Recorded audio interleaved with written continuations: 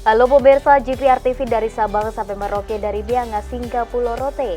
Bertemu kembali dengan saya Anggria Ratri dalam program Kominfo Newsroom.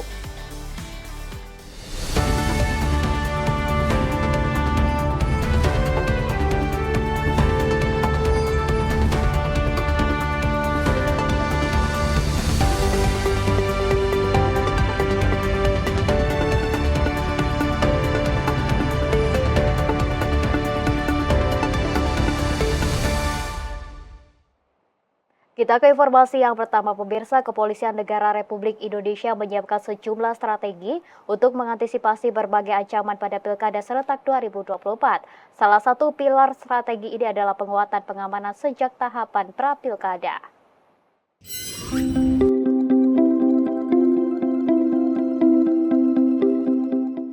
Menjelang pelaksanaan pemilihan kepala daerah 2024 pada 27 November mendatang, sejumlah persiapan terus dilakukan. Salah satunya dalam hal pengamanan penyelenggaraan pilkada yang menjadi fokus utama Kepolisian Republik Indonesia.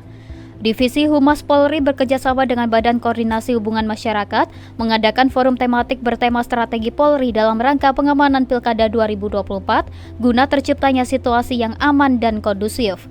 Kegiatan yang diikuti lebih dari 100 humas kementerian lembaga ini digelar di Hotel Grand Kemang, Jakarta. Ketua Pelaksana Bako Humas Hashim Gautama menyebut forum ini sangat penting dilakukan, mengingat penyelenggaraan pilkada tidak hanya sekedar ajang politik saja, namun juga menguji keamanan suatu daerah. Polri memiliki peran sentral untuk memastikan pilkada yang aman dan kondusif. Ya, ini sangat penting ya untuk digencarkan pada mulai hari ini ya. Karena memang tahapan-tahapan pilkada serentak 2024 ini memang tahapannya sangat panjang ya, agar semua bisa diantisipasi dari mulai pendaftaran, pencocokan daftar pemilih dan juga nanti sampai pada hari hanya, sehingga perlu mulai adanya antisipasi dari setiap tahapan dan juga mengumpulkan atau menginformasikan kepada seluruh masyarakat akan tahapan-tahapan tersebut, sehingga masyarakat juga sadar, aware ya, dan juga nanti pada ujungnya akan mengikuti pilkada secara aman. Sementara itu, Karodalop Sops Polri Brigjen Pol Edi Sutendi yang juga menjadi salah satu narasumber dalam forum itu mengatakan, setiap tahapan pilkada tentu ada potensi kerawanannya. Seperti pada tahapan kampanye yakni bentrokan antar pendukung, tahapan pemungutan suara terjadi keributan di TPS, serta penolakan hasil pilkada. Di Indonesia terdapat 2 daerah yang memiliki tingkat kerawanan paling tinggi dalam gelaran pilkada mendatang. Indeks potensi kerawanan pemilu menunjukkan wilayah Papua khususnya Yahukimo dan Puncak Jaya perlu dilakukan pengamanan yang ekstra untuk mengantisipasi terjadinya kerawanan dalam pilkada. Strategi dari Polri dalam rangka menyiasati masalah keamanan di tempat-tempat yang tingkat potensi kerawanannya tinggi, tentu kita memaksimalkan petugas pengawanan yang ada, kemudian melakukan kegiatan-kegiatan operasi, termasuk menciptakan bagaimana situasi Kamtimas di wilayah tersebut kondusif. Untuk seperti contoh di Puncak Jaya sendiri ataupun daerah-daerah Papua sana sudah dilakukan operasi Damai Karten, yang mana itu dalam rangka menciptakan Kamtimas yang kondusif, termasuk nanti ketika nanti pelaksanaan pilkada di sana itu dilakukan juga operasi kemandirian wilayah, yaitu melaksanakan operasi Mantap Raja. Kementerian Komunikasi dan Informatika meluncurkan pengukuran Indeks Masyarakat Digital Indonesia. Indeks ini merupakan ukuran tingkat kompetensi dan keterampilan masyarakat Indonesia dalam menggunakan teknologi digital. Menteri Komunikasi dan Informatika Budi Aris Setiadi mendorong pemerintah daerah dapat menyelaraskan arah kebijakan program kerja dengan berlandaskan data Indeks IMDI 2024.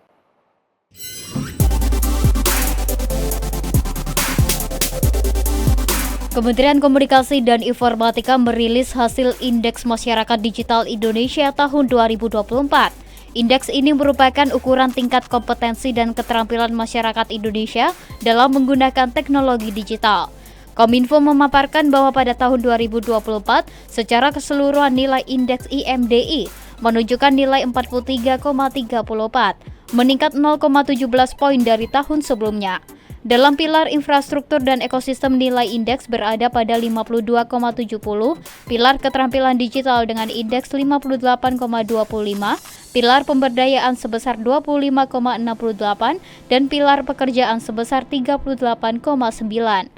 Menkominfo Budi Aris Setiadi menyatakan IMDI memiliki peran strategis dalam mendukung peningkatan kompetensi talenta digital nasional, terutama sebagai basis data perumusan kebijakan. Menurut Menteri Budi Ari, data IMDI Kementerian Kominfo dapat memberi gambaran kesenjangan keterampilan di berbagai daerah Indonesia. Data tersebut dapat menjadi acuan bagi pemerintah pusat dan daerah dalam merancang program pelatihan dan pengembangan talenta digital yang lebih fokus dan efektif. Budi menegaskan data IMDI dapat dimanfaatkan sebagai alat ukur untuk mengidentifikasi kebutuhan pengembangan keterampilan digital yang relevan, mulai dari cyber security, data science, hingga pemanfaatan teknologi kecerdasan buatan atau artificial intelligence dan big data. IMDI mengukur kondisi masyarakat digital Indonesia di 514 kabupaten kota di seluruh Indonesia sehingga dapat menjadi pedoman dalam menentukan arah kebijakan serta program pengembangan SDM digital yang komprehensif dan tepat sasaran. Peluncuran hasil pengukuran IMDI tahun 2024 sebagai langkah bersama dalam memperoleh pemahaman komprehensif akan perkembangan kondisi masyarakat digital Indonesia. Semoga hasil pengukuran hari ini dapat menjadi landasan pembuatan kebijakan serta program pengembangan SDM digital khususnya untuk menuju dan mewujudkan Indonesia Emas 2045. Pemirsa, Kementerian Komunikasi dan Informatika mendorong pengembangan startup sektor pertanian dan perikanan untuk memanfaatkan teknologi kecerdasan buatan. Pemanfaatan AI diperlukan karena kedua sektor ini menjadi tulang punggung ekonomi kerakyatan dan sebagai pilar ekonomi maritim. Kementerian Komunikasi dan Informatika bersama Nexticorn Foundation akan menggelar Next Hub Global Summit 2024 di Frost the Tech Winter. Acara yang akan berlangsung dari 23 sampai 25 September 2024 di Nusa Dua Bali itu akan dihadiri 140 startup, 120 venture capital, dan 20 global enterprise dari Asia, Amerika, dan Eropa. Menkominfo Budi Aris Setiadi menyatakan, kolaborasi itu merupakan upaya membangun ekosistem startup nasional yang agile, resilience, berdaulat, dan berkelanjutan. Dalam kesempatan tersebut, Budi Ari turut mendorong pengembangan startup sektor pertanian dan perikanan untuk memanfaatkan teknologi artificial intelligence. Pemanfaatan AI diperlukan karena kedua sektor itu menjadi tulang punggung ekonomi kerakyatan dan sebagai pilar ekonomi maritim. Menteri Budi Ari menyatakan pemanfaatan teknologi AI sudah dilakukan pelaku industri lokal sektor pertanian dan perikanan. Salah satunya yakni Sayur Box yang memanfaatkan teknologi AI untuk memprediksi permintaan konsumen, mengoptimalisasi pengelolaan stok produk, dan melakukan otomatisasi rute pengiriman. Sedangkan untuk startup sektor perikanan, startup Evisery telah mengembangkan AI untuk pengelolaan sistem pemberian makanan atau feeding system dan monitoring perilaku perikanan secara real time. Menkominfo menekankan agar inovasi tersebut akan menjadi inspirasi untuk terus berkreasi dan mencari terobosan baru di sektor pertanian dan perikanan.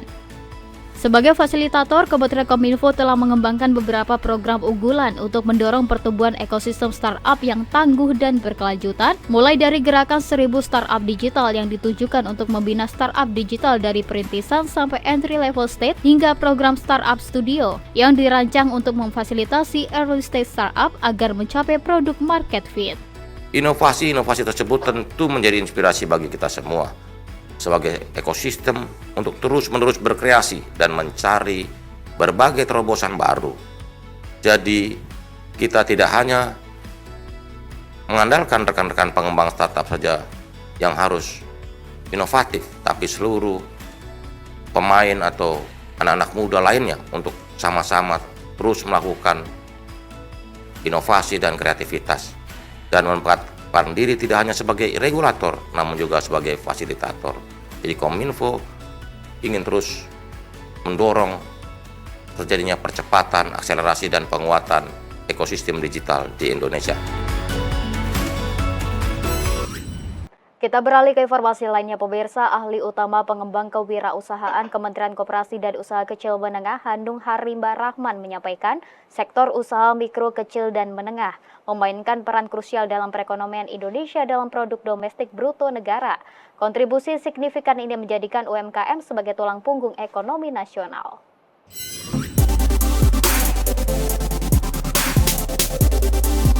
Sektor usaha mikro, kecil, dan menengah memainkan peran krusial dalam perekonomian Indonesia dengan menyumbang sekitar 60% dari produk domestik bruto negara. Handung Harimba Rahman, ahli utama pengembang kewirausahaan di Kementerian Koperasi dan Usaha Kecil Menengah mengatakan bahwa kontribusi signifikan ini menjadikan UMKM sebagai tulang punggung ekonomi nasional. Pemerintah melalui Kemenkop UKM terus berupaya memberdayakan UMKM melalui berbagai pendekatan yang strategis, dukungan modal, dan perlindungan yang memadai bagi UMKM. Pendekatan itu diantaranya pendekatan soft touch pada kelompok mikro yang umumnya membutuhkan dukungan ringan dan aksesibilitas. Pendekatan high touch merupakan usaha kecil menengah serta wirausaha baru yang memerlukan kebutuhan lebih kompleks. Dan pendekatan wirausaha baru dilakukan dengan bekerja sama dengan inkubator-inkubator untuk menginkubasi UKM.